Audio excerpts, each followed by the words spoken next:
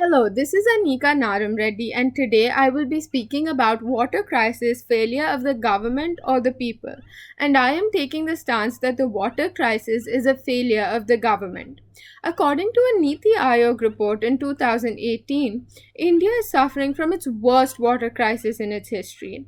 Nearly half of India's population faces extreme water stress, and three-fourths of India's rural households do not have piped potable water and rely on sources that poses serious health risk.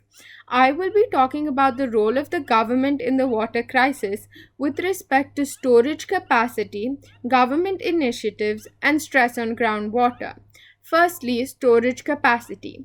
India has zero point 0.2 times the water storage capacity per capita of a middle income country and zero point zero 0.04 times that of a developed country. What's even worse, India can only store about 30 days of rainfall compared to 900 days in developed countries. The fault of the government is evident in India's water storage capacity.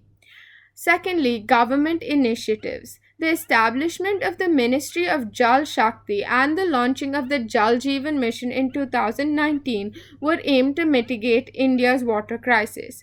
Both of them have goals defined but do not have actionable policies and failed in their execution.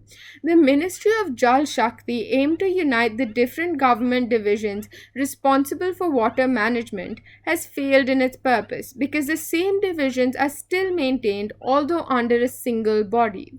On the other hand, the Jal Jeevan Mission, the government reported that piped water was provided to 30 million households.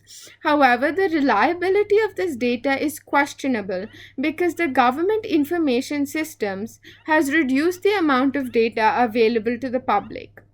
Researchers have also reported evidence of data manipulation as they found that data available now is different to that available at an earlier date.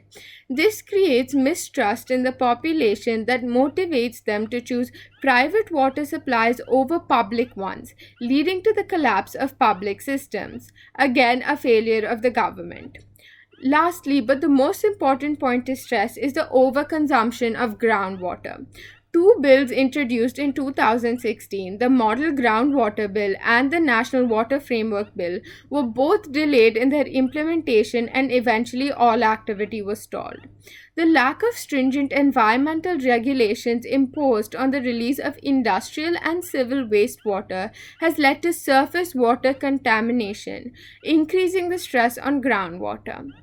Lastly, the lack of implementation of land encroachment laws has resulted in a loss of water bodies, ultimately hindering surface water supply, again a fault of the government.